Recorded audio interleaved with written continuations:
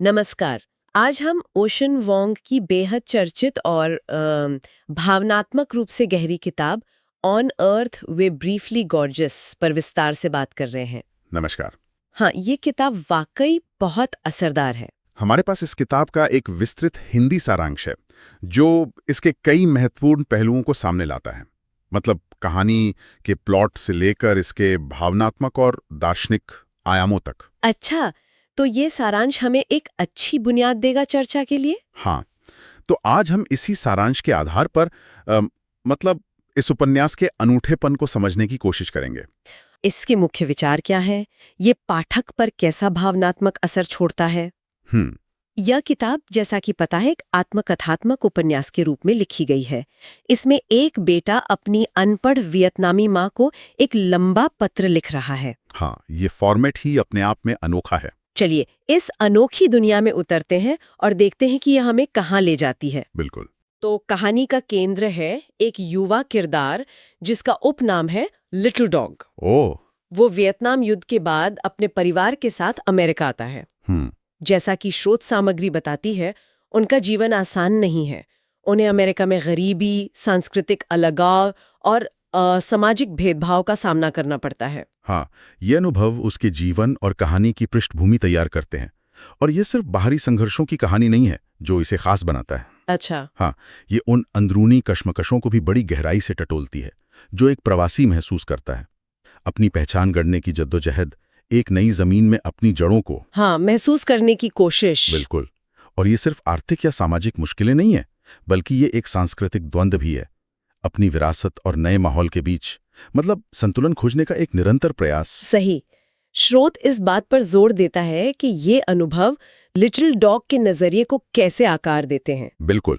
बाहरी दुनिया की चुनौतियों के साथ साथ ये अंदरूनी सफर भी उतना ही महत्वपूर्ण है। हाँ, और इसी सफर का एक बेहद अहम हिस्सा है माँ का किरदार और लिटिल डॉग का अपनी माँ के साथ रिश्ता। माँ का किरदार। स्रोत सामग्री के अनुसार माँ ने वियतनाम में एक मुश्किल और हिंसा से भरा बचपन जिया है और फिर युद्ध की विभीषिका भी झेली है।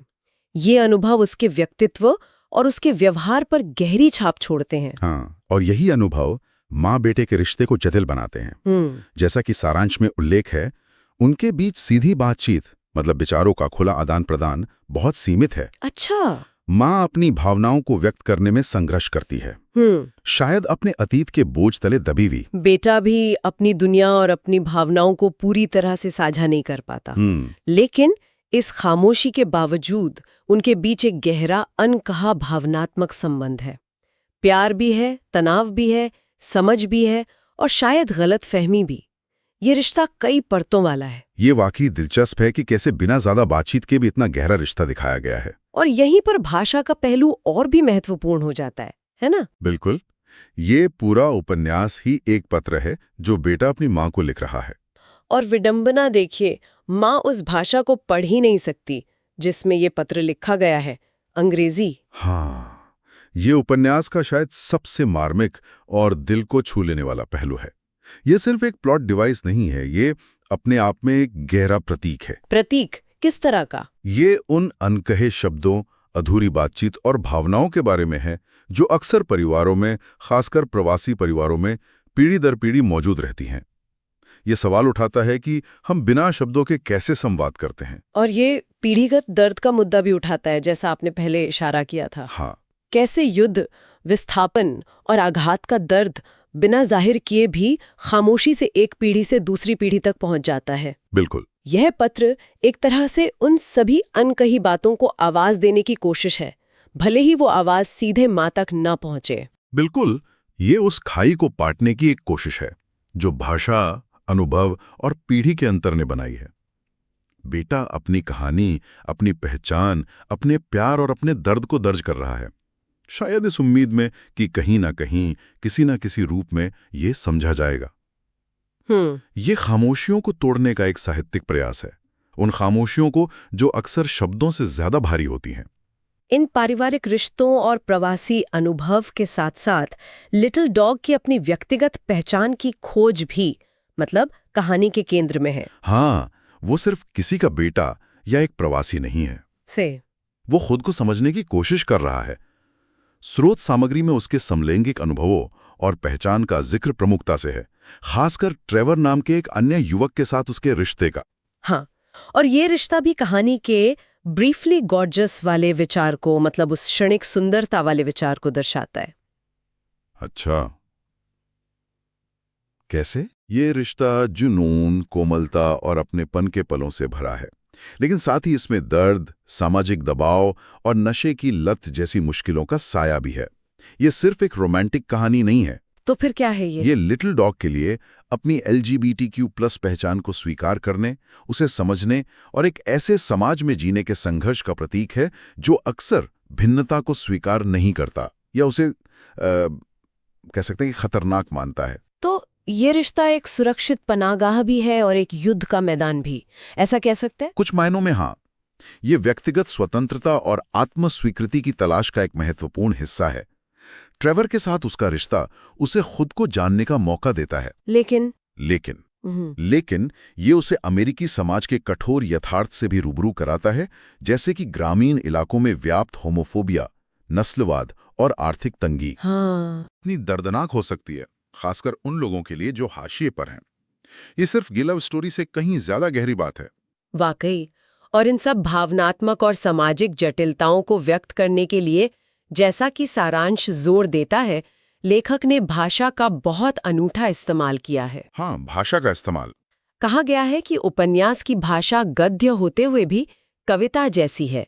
इसका क्या मतलब है?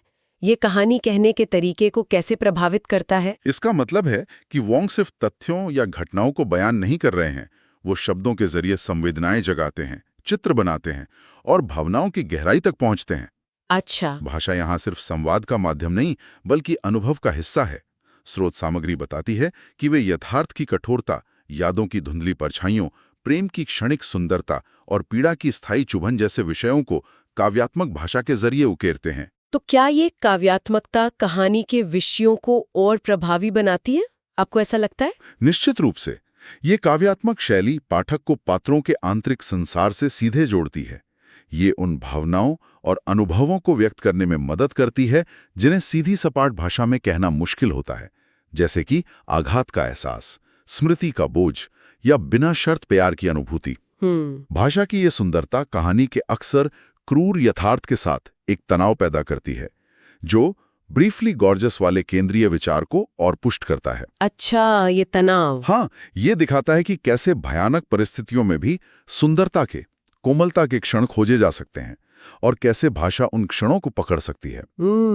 मुझे लगता है कि ये शैली उन अनकही बातों और खामोशियों को भी आवाज देती है जिनका जिक्र हम पहले कर रहे थे। बिल्कुल। वोंग शब्दों का इस्तेमाल चुप्पी को, अकेलेपन को और मन के भीतर चलने वाले संघर्षों को उजागर करने के लिए करते हैं। भाषा यहाँ सिर्फ कहानी नहीं कहती, बल्कि महसूस कराती है। गहरा रिश्ता, अपनी लैंगिक पहचान की खोज और उसके संघर्ष, भाषा की सीमाएं और उसकी अद्भुत शक्ति, और व्यक्ति का समाज के बड़े मुद्दों जैसे नस्लवाद, गरीबी और नशे की लत से टकराव, ये सब मिलकर क्या तस्वीर बनाते हैं?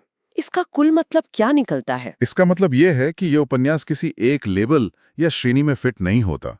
जैसा कि स्रोत सामग्री भी निष्कर्ष निकालती है, इसे सिर्फ प्रवासी साहित्य या LGBTQ+ कहानी या आघात का वृत्तांत कहना इसकी बहुस्तरीयता के साथ अन्याय होगा। तो ये इन सब से बढ़कर है। हाँ, ये इन सब से कहीं बढ़कर है। ये मनुष्य होने का क्या मतलब है, इसकी एक गहरी पड़ताल है। ये स्मृति कैसे काम करती है, हम अपने अतीत को कैसे ढोते हैं और हम प्यार और जुड़ाव कैसे ढूंढते हैं, इस पर एक चिंतन है। और ये पाठक पर कैसा असर छोड़ता है?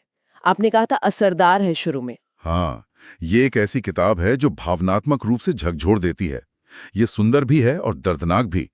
ये पाठक को सोचने पर मजबूर करती है, असहज करती है और शायद दुनिया को देखने का एक नया नजरिया भी देती है। ये उन किताबों में से है जो पढ़ने के बाद भी जहन में गूंजती रहती है।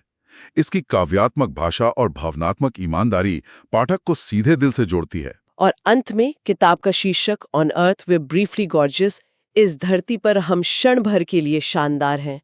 ये अपने आप में कितना कुछ समेटे हुए है। हाँ, ये शीर्षक ही उपन्यास के केंद्रीय दर्शन को दर्शाता है।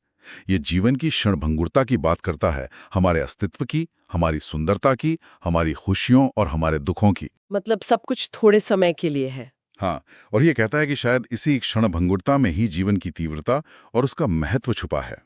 हमारे रिश्ते, हमारे अनुभव, हमारी पहचान, ये सब इस धरती पर एक सीमित समय के लिए हैं, और शायद इसीलिए वो इतने कीमती हैं, इतने गॉर्जियस हैं।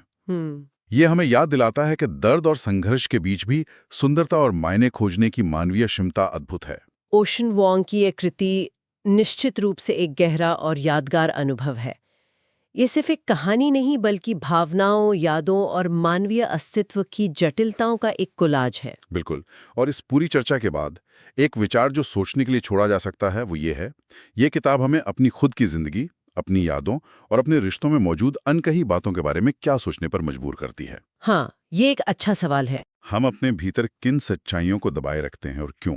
और ये विचार कि जीवन क्षणभंगुर है, ब्रीफली गॉर्जस है, ये हमारे जीने के तरीके, हमारे रिश्तों को निभाने के तरीके और अपने दर्द और खुशी के समझने के तरीके को कैसे प्रभावित कर सकता है। क्या इस क्षणभंगुरता को स्वीकार करने में ही असली आज़ादी है? ये एक सवाल है जो पाठक अपने साथ ले जा सकता है।